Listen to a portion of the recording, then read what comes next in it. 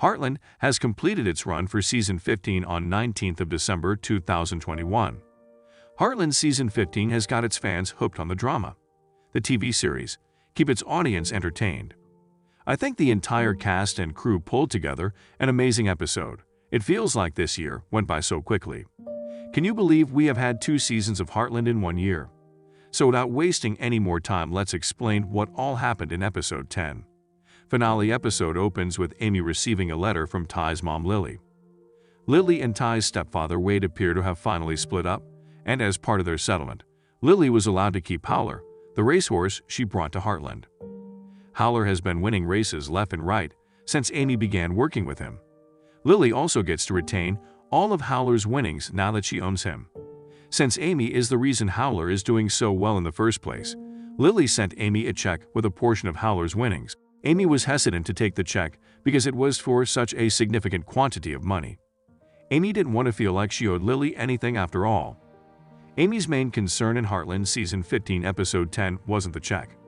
She was also concerned for Logan and his future, given Cooper's center's financial difficulties. Clint asked Amy to come to the center early in the episode because he was anxious about Logan.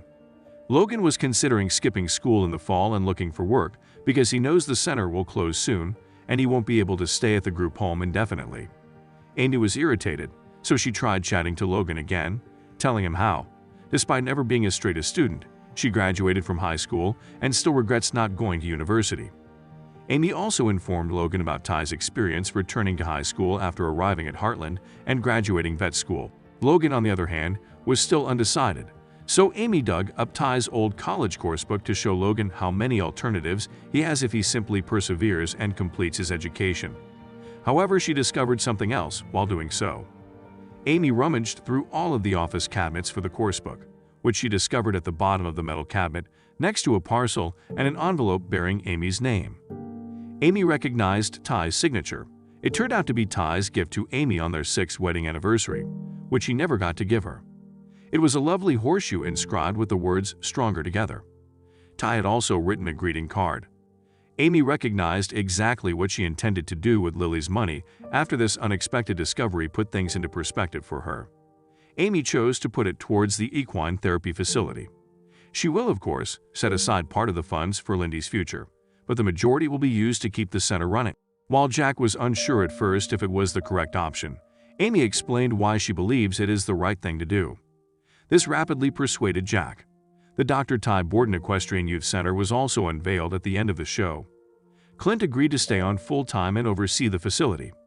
He even asked Logan if he wanted to relocate to the center permanently and work there, caring for the horses and children that visit. Clint did have one stipulation, however. Logan had to finish high school at Hudson. So it appears that the riddle of what will happen to Cooper's core, which has been a secret since the 4th episode of this season, has been revealed. With Clint at the helm, the facility will remain open. Logan will also remain at the youth center to continue learning from Amy and to begin his own adventure of working with horses. Lou, Peter, and the possibility of them getting back together is another theme that has been prominent throughout this season, and I'm pleased to announce that this episode also marked the end of that disaster. Lou was contemplating her future by the lake when Amy enticed her to join her for a trail ride because nothing like a ride to clear your thoughts, according to Amy. Lou stated during their talk that she is still unsure what to do with Peter. Lou is more perplexed than ever about what she should do after her camping vacation with Katie in the last episode. After all, Katie revealed during their camping trip that she likes her life precisely the way it is. Amy, on the other hand, attempted to reason with Lou by asking if she was content with her life as it was. When it didn't work, Amy asked Lou what she would do if she lost Peter, as seen in the first look clip from this episode. That seemed to hit home for Lou, and for a brief moment, Lou appeared to consider how she would feel if she lost Peter. Lou, on the other hand, became aware of the time and rushed to work, despite the fact that Lou assured her sister that their conversation had been really beneficial. Lou was still pacing about the office, unsure of what to do about Peter. Rick, too, has taken notice of Lou's problems and purchased an Amazon Echo to help her unwind. Katie, on the other hand, assisted Lou in making a decision that night. Katie went to talk to Lou after supper about what she said about her parents during their camping vacation. Katie also stated that it was incorrect of her to say that she is happy with the way things are today, because the fact is that she saw her parents at Tim's wedding and was afraid to get her hopes up about them reuniting. That, along with Caleb's remark that Peter is still in love with Lou, and that it doesn't have to be as complicated as Lou makes it out to be, seemed to help Lou figure out what she wanted to do. So she dialed Peter's number from the office. Peter, on the other hand, was on a business trip in Paris, France. The fact that Peter had kept Lou in the dark about the trip irritated her, and all her fears about Peter being gone on business trips from their first date came flooding back. As a result, Lou lost control, told Rick that Peter had abandoned her, and stormed out of her workplace. Rick was there to help his pal, which was fortunate. He decided to take matters into his own hands because he was fed up with Lou's uncertainty and her and Peter's general lack of timing. Rick called Peter and told him he needed to get home as soon as possible. As a result, Peter boarded the first flight back to Canada. When Peter raced to Lou's office to find out what had happened and why he needed to return home so quickly, Rick nonchalantly remarked to Peter that he believed they needed someone, an outside person, to set things in motion. That irritated Peter greatly, but he didn't have time to dwell on it because Lou walked in at that same moment. Lou was taken aback when he saw Peter there. After the first shock had worn off, she requested Peter to accompany her on a trail ride. Lou ultimately told Peter what she had chosen during that voyage. Lou had come to the realization that she desired to be with Peter. As a result, the two kissed to commemorate their reunion. After that, they went to tell Katie that they were reuniting. Katie, understandably, was overjoyed by the news, and the trio devised a strategy to fly to Florida to inform Georgie of the good news. Jessica also returned to Heartland after her vacation to New York, which she took in episode 8 of this season. Even though Tim was relieved to see his wife again, things were far from normal. Tim was still a little envious of Ezra, Jessica's buddy who helped her sell her luxury New York apartment, and nervous about Jessica leaving her posh condo and wealthy friends behind to live with him in Hudson. But it wasn't a major thing between them anymore, not until Tim began to suspect Jessica of concealing something from him. First, she didn't eat much at dinner and went to bed early under the guise of being tired from her travel. Then she disregarded a call from someone who said the number was incorrect. When the phone rang again, Tim answered and was astonished to hear Jessica's doctor from New York on the other end of the line. The doctor's office apparently called and left many messages while Jessica was in New York, but Jessica didn't answer any of them. As a result, the doctor advised Tim to schedule an appointment with Dr. Wilson in Calgary.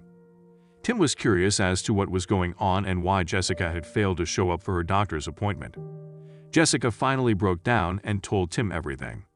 Jessica attended her visit and had some follow-up tests done while she was in New York, and the doctor had told her that if she didn't hear from him, everything would be okay. The doctor's office did, however, leave a note for Jessica.